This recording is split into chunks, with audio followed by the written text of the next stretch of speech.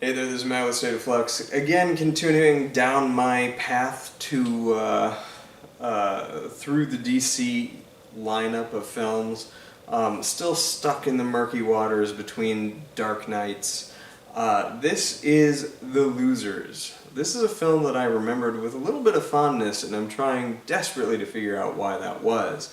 I think I was captivated at the time by the relatively magnetic cast with Jeffrey Dean Morgan and Zoe Saldana and Chris Evans and whatnot, but this movie is hot garbage. This feels like a dry run for Suicide Squad, not the Suicide Squad, original Suicide Squad. It is ramped up, energetic, for no reason other than to just have constant infusion of movement. Also shot with the Paul Greengrass kind of style of like the camera never quite settles.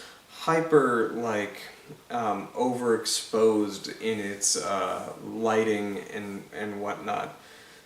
Aggressive with its music even. Just all these things sound like Suicide Squad, right? And couple that with the fact that you do have the film held together by genuinely magnetic performers that almost make the material work. It just doesn't. Chris Evans is good in this movie, and whoever looked at him and was like, he could play a nerd, is probably the same casting director who looked at Sean William Scott in Final Destination and was like, that guy looks like he'd be picked on constantly. I don't know what they were going with for that. Chris Evans does not embody that so much, but he does. He's a good actor, so he kind of makes it work. But this movie is over long, even though it's quite short, over long, and you're so aggressively frenetic in what's happening on screen that you just want it to stop and settle down, and it just doesn't quite do so. So yeah, it sounds like Suicide Squad, right? Warner Brothers wouldn't learn its lesson. Eventually it would make Suicide Squad.